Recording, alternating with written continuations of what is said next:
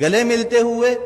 اور کھانسی نزلے زکام والے کو نماز میں کھڑا ہوا دیکھا، نماز یہاں سے چھوڑ کر مسجد سے اس کو میں باہر نکال کر پھر نماز پڑھاؤں گا، ورنہ نماز نہیں پڑھاؤں گا۔ آپ لوگ احتیاط ہی نہیں کر رہے ہیں، الزام ہمیں دیتے ہیں، ڈاکٹروں کو دیتے ہیں، ڈاکٹر اپنی جان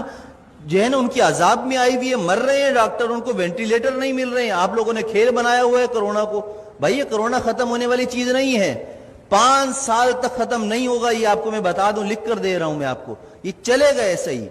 جب آپ سبزی کی دکان پر جا سکتے ہیں، آپ سپر مارکیٹ جا سکتے ہیں، مسجد بھی آئیں، جمعہ پڑھیں، نماز پڑھیں، ڈسٹینس ختم کریں، نماز کے فوراً بعد ڈسٹینس پیدا کر لیں۔ سنت نفل پڑھنی ہے، پیچھے چلے جائیں، جگہ بدل لیں، اسی جگہ پر نماز نہ پڑھیں دوبارہ۔ یہ ایک کام تو یہ کریں، ہاتھ نہ ملائیں، ماسک کا استعمال لازمی کریں، ہر کوئی اپنے پاس رکھے، باہر سے لگا کر آئے، نماز پڑھتے ہوئے اگر کسی کو اتارنا ہے تو اتار لے، لیکن نماز سے پہلے یا نماز کے بعد اگر آپس میں سامنے کھڑے ہوئے بات کرنے ہیں، بغیر ماسک کے کوئی بات نہیں کرے گا۔ اگر کرے گا تو انشاءاللہ تعالیٰ اس کے خلاف بیان بھی ہوگا، اس کے نام لے کر پھر سب طریق کیا جائے گا۔ عزت بہت ہو گئی ہے، آپ لوگوں نے مجھے بے عزت کر کر کے تنگ کر کے رکھ دیا ہے، اب نہیں، اب میں آپ کو بے عزت نہیں کروں گا، اب میں آپ کو سکھاؤں گا دین پر عمل کیسے ہوتا ہے، اور یہ حکومتی احکامات پر عمل کیسے ہوتا ہے، یہ ہمیں بھی آتا ہے کرانا۔ اور اگر اب میرے خلاف کسی نمازی یا کسی نے بھی کوئی درخواست یا کوئی ایسی حرکت کرنے کی کوشش کی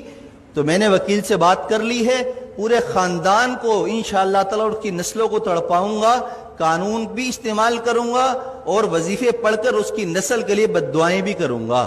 اس لیے کہ میں بہت تنگ آ چکا ہوں آپ لوگوں کی ان حرکتوں کی وجہ سے۔ 3 مہینے ہو گئے مجھے برداشت کرتے ہوئے، بد احتیاطی ختم کرنے کا نام کوئی نہیں لے رہا، بس ٹائم پر ٹک ٹک ٹک ٹک اذان، ٹک ٹک ٹک ٹک اذان۔ ابے پرہیز تو کرو، جو ڈاکٹر کہہ رہے ہیں وہ تو کرو، جو علماء کہہ رہے ہیں وہ تو کرو، اپنے باپ کی بات مانتے نہیں ہو، مولویوں پر انگلی اٹھاتے ہو، شرم نہیں ہے تم لوگوں کے اندر۔ میں نے کہا تھا، ہمارے نائب امام صاحب نے ایک جمعے کو رمضان میں نہیں تھا، تھوڑی سی رکعت لمبی کر دی تو پیچھے 2 لوگوں نے کہا کہ آپ کو نماز پڑھانی ہے، اتنی لمبی نماز پڑھا دی، شرم نام کی چیز نہیں ہے، امام کو ایسے کہتے ہو؟ پورا زندگی جس نے قرآن پڑھنے میں، علم حاصل کرنے میں لگا دی، تمہاری نماز پڑھاتا ہے، اس کو تم کہتے ہو نماز پڑھانی نہیں آتی؟ تمہیں تو طہارت اور غسل نہیں آتا، کیسے پیشاب کرنے کے بعد قطرے پاک کرتے ہیں اس کا طریقہ تمہیں نہیں آتا، پانی نہ ہو تو تم مولویوں کو سکھاتے ہو، اماموں کو سکھاتے ہو۔ خدا کے لیے ہاتھ جوڑ کر میں کہہ رہا ہوں، میں وزیر اعلیٰ نہیں ہوں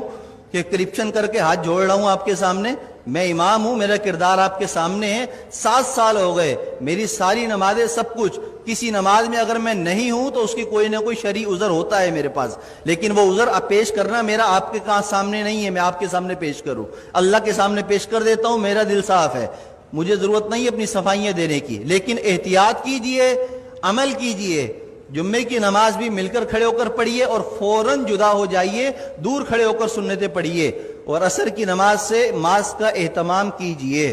جیب میں رکھ کر لائیے، پہن کر لائیے، بات کرنی ہو ماسک لگا کر پہنیے، مجھ سے مسئلہ پوچھنا ہو 1 فٹ دور بیٹھ کر مجھ سے مسئلہ پوچھیے، ہاتھ اور ملانے کی اور مجھے خیریت لینے کی آپ کو ضرورت نہیں، الحمدللہ میں خیریت سے ہوں۔ اللہ ہم سب کو دین کی سمجھ اور عمل کی توفیق عطا فرمائے۔ میری باتیں کسی کو بری لگی ہوں تو پیشگی معذرت ہے، معذرت،